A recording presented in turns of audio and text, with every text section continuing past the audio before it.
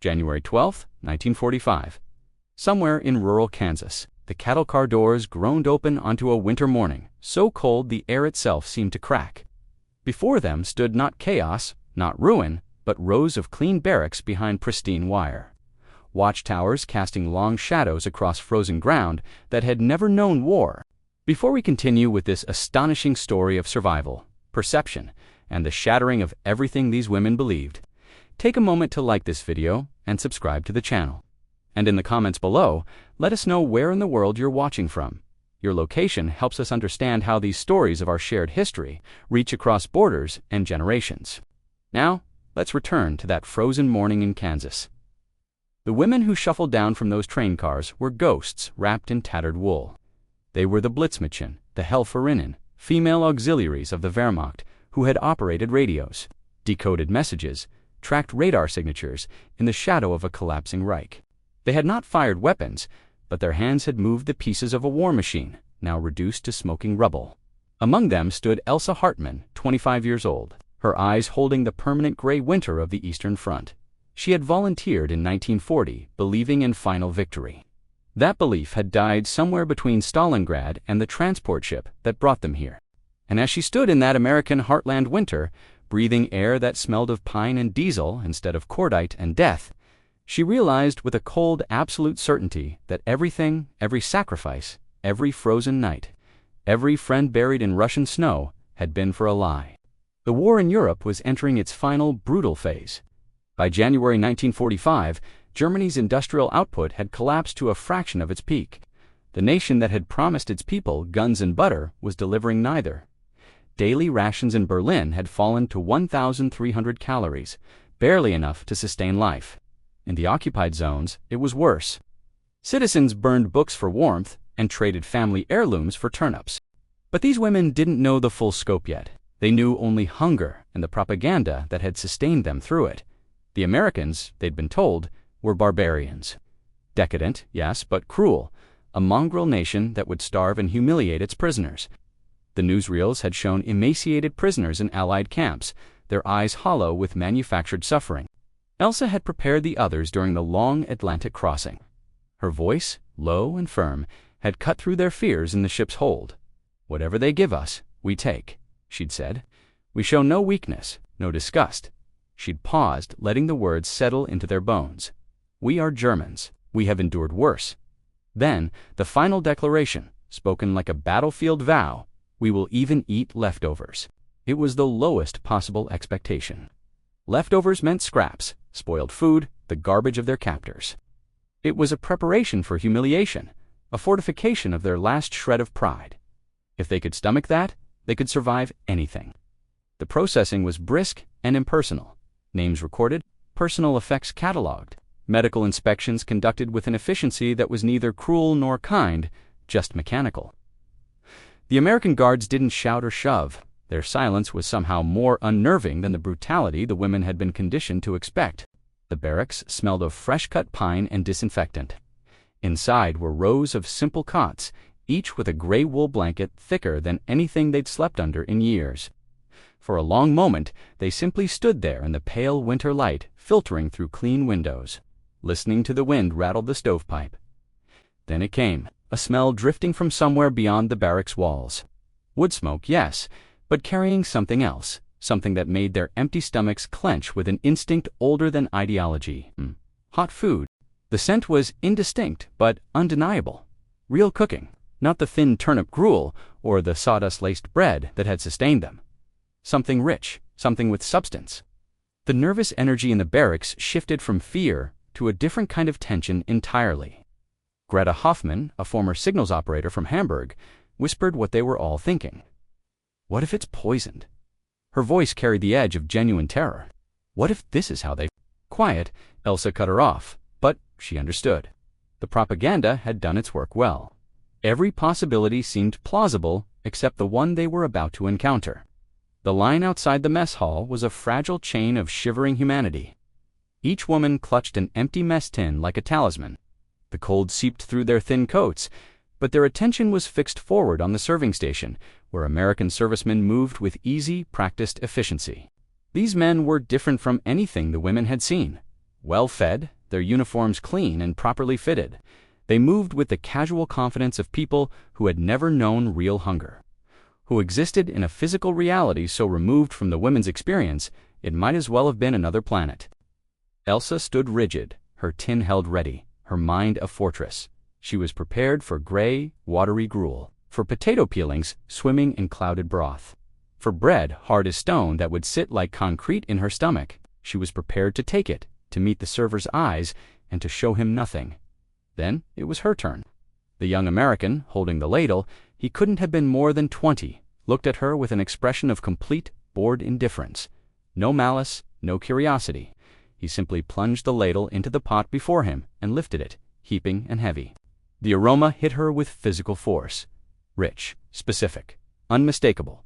It was thick beef stew, dark and bubbling, and nestled in the gravy were generous chunks of actual meat. Not gristle or fat, but real beef, the kind that had vanished from German tables in 1942. The server dumped it into her tin with a casual thud. The weight of it shocked her unprepared hand. He added a piece of bread, soft, white bread, that bore no resemblance to the coarse Kriegsbrot she remembered, and placed it on top. Behind him, another server was adding strips of something to the trays passing by. Bacon, crisp, curled strips, releasing a smoky, salty scent that bypassed her brain entirely and struck some deeper, more primal recognition. Elsa stood frozen. The world narrowed to a single point, the steaming tin in her hands. The vow she'd made just hours earlier, "We will even eat leftovers," shattered into absurdity. The enemy hadn't given them scraps. They'd given them a feast. In that moment, standing in a prisoner of war camp in the middle of Kansas, the entire architecture of the world she'd believed in began to crack. She found a seat at one of the rough wooden tables, her movements stiff and mechanical. Around her, the other women settled with the same stunned hesitation.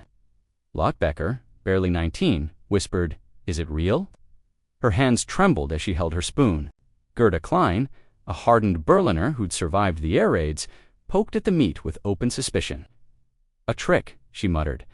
"They fatten us first." But Elsa wasn't listening anymore. She lifted her spoon, the metal feeling alien in her grip, and took the first bite. The flavor was an avalanche, not just beef, but salt, pepper, onion, herbs she couldn't even name. It was rich beyond memory, deeply savory, profoundly nourishing. Her body, trained through years of deprivation to extract every calorie from a boiled turnip, seemed to shudder in recognition. Around her, the tentative symphony of eating began. Spoons clinked, the murmurs of suspicion died. Lot ate with tears streaming silently down her face, not tears of sorrow, but of overwhelming, incomprehensible relief. Even Gerda's skepticism crumbled, replaced by rapid, almost frantic consumption. The bread was soft, the bacon was real, and as Elsa used the last piece of bread to mop up the remaining gravy, an act of completion she hadn't performed since before the war, a new and far more dangerous feeling began to settle over the room. Realization. This wasn't special. The American guards standing by the doors weren't celebrating or performing. They looked bored, checking watches, sharing quiet jokes. To them, this meal was routine, a logistical checkbox. This abundance wasn't propaganda. It was Tuesday, and that truth was more devastating than any bomb. The implications crashed over Elsa with the weight of a collapsing building. To feed hundreds of thousands of prisoners like this, to feed its own massive armies across 2 oceans, required an agricultural and industrial machine of unimaginable scale. The stories of American factories producing a bomber every hour suddenly felt tangible, embodied in this single bowl of stew. The numbers were staggering, though she didn't know them yet. In 1944, the United States had produced 96,000 aircraft. Germany managed 40,000, and most of those never saw combat due to fuel shortages. American steel production that year reached 89 million tons.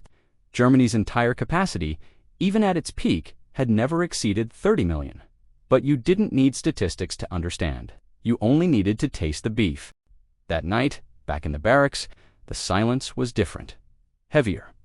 The women lay in their cots, their stomachs full for the first time in years, and that physical satisfaction made the mental anguish worse. They had been prepared for suffering. They had not been prepared for kindness. The beef and bacon weren't an anomaly. In the days that followed, the camp revealed itself as a machine of systematic decency. Each morning brought another routine that quietly dismantled their expectations. They were given soap, real soap, that lathered not the gritty, caustic blocks they remembered. They were given brushes, clean water, and expected to maintain their own barracks. This wasn't forced labor, it was an invitation to dignity. When Lot developed a fever that spiked through the night, Elsa prepared for the worst. She'd seen field hospitals where the sick were left to die. Instead, an American medic, brisk but not unkind, escorted Lot to the infirmary.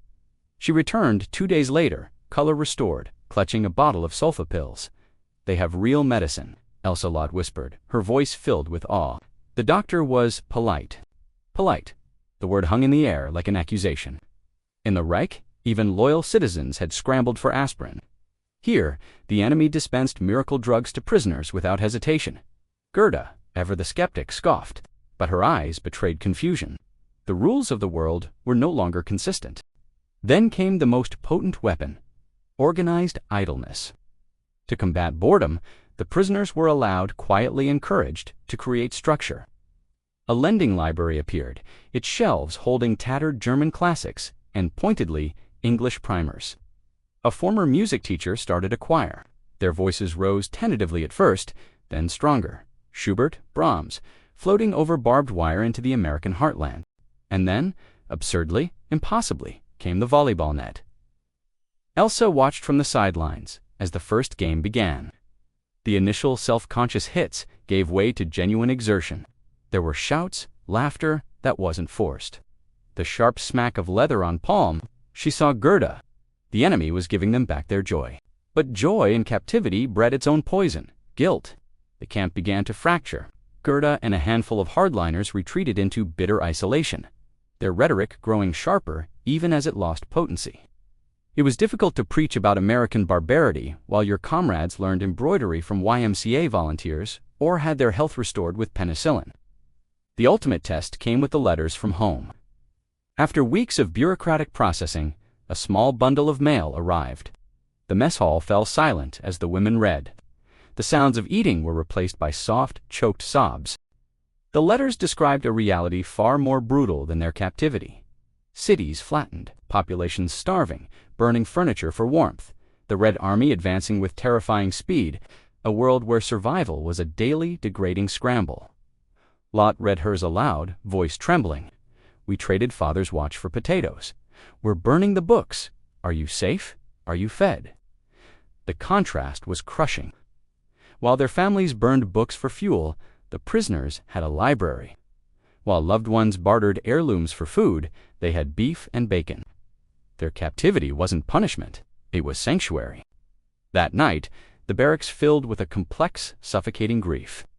Relief at their own safety was poisoned by guilt and a horrifying clarity. The lies hadn't just been about the enemy. They'd been about their own nation's ability or willingness to care for its people. Elsa lay in her cot, listening to the quiet crying, and thought of her brother. 16 years old, sent to die with a single anti-tank grenade against Soviet tanks. He'd died for a future that never existed, for strength that was fiction.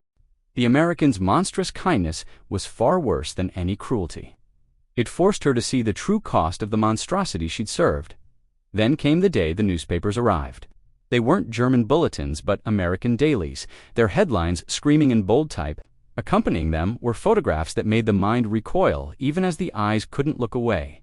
Bergen-Belsen, Buchenwald, Dachau, piles of emaciated bodies, living skeletons behind wire, eyes sunken into skulls, staring from a hell the women couldn't have imagined. The silence that fell wasn't fear or sorrow. It was cognitive collapse. Lot began to tremble, a low moan escaping her throat.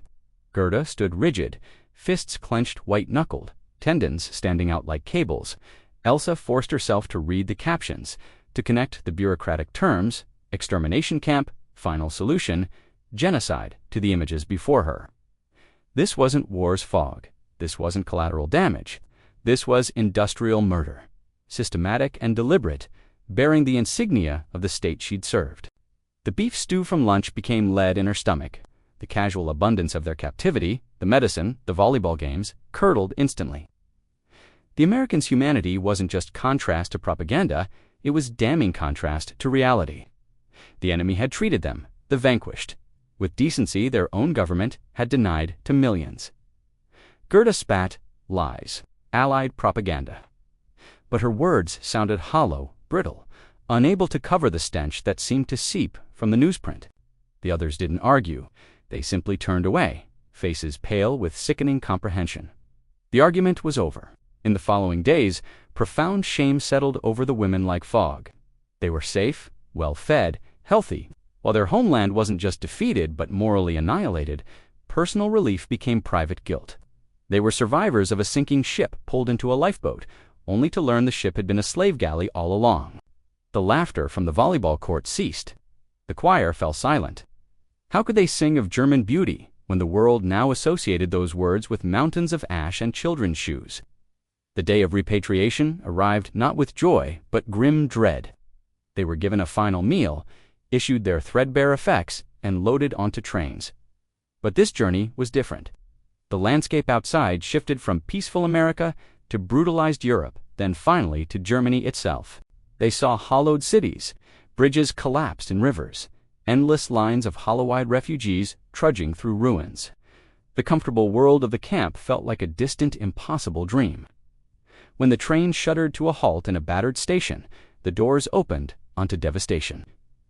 The air smelled of dust, decay, and defeat. They stepped out, their American-issued shoes touching rubble that had once been the fatherland. They were free, but they were homeless. Alive, but burdened with knowledge heavier than any pack. Elsa stood on the platform clutching her small bag, watching haggard German civilians eye them with curiosity and resentment. These women looked too healthy, too whole.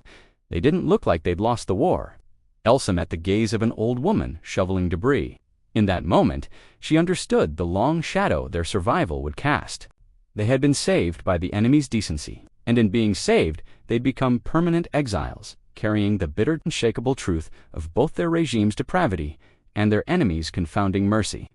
A truth that would forever separate them from the ruins and the rebuilding a secret history, written not in battle plans, but in the memory of a full stomach and the ghostly taste of bacon in a world turned to ash.